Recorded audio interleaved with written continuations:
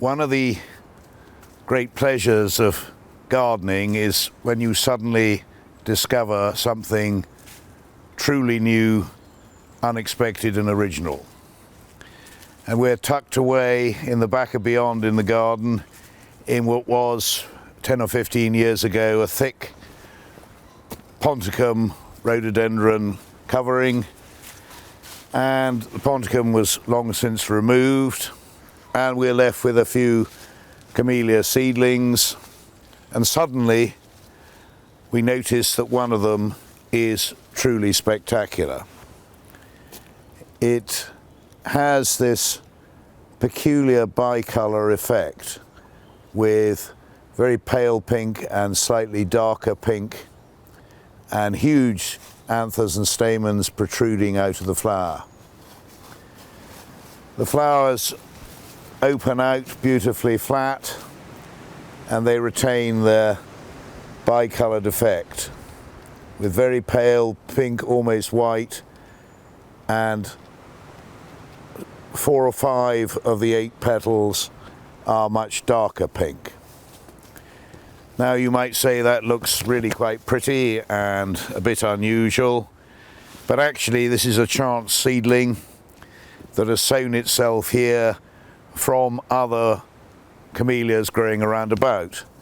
And this is actually clearly, as its leaf shows, a williamsii camellia.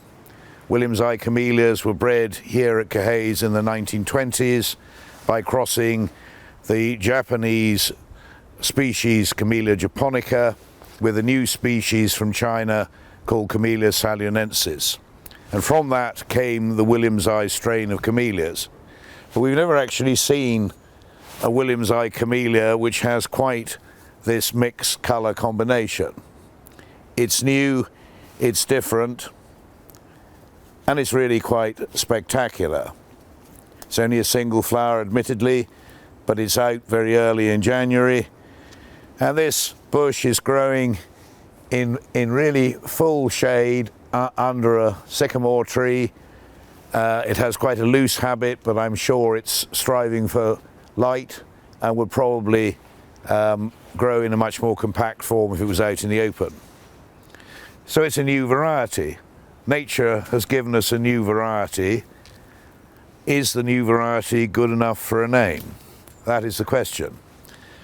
All we can do now is to take samples of the flower and send them off to the International Camellia Society and see if anything comparable has been put forward for registration. If it has, we're scuppered. If it hasn't, and this is genuinely new and different as we think, then we need to dream up a name which represents something to do with this plant. And we need to propagate it and get it in the Bernkoos Nurseries catalogue as something a bit new and different. I never cease to be surprised about what nature can do for itself in the garden, and this has really cheered us up after a rather drab, overcast week.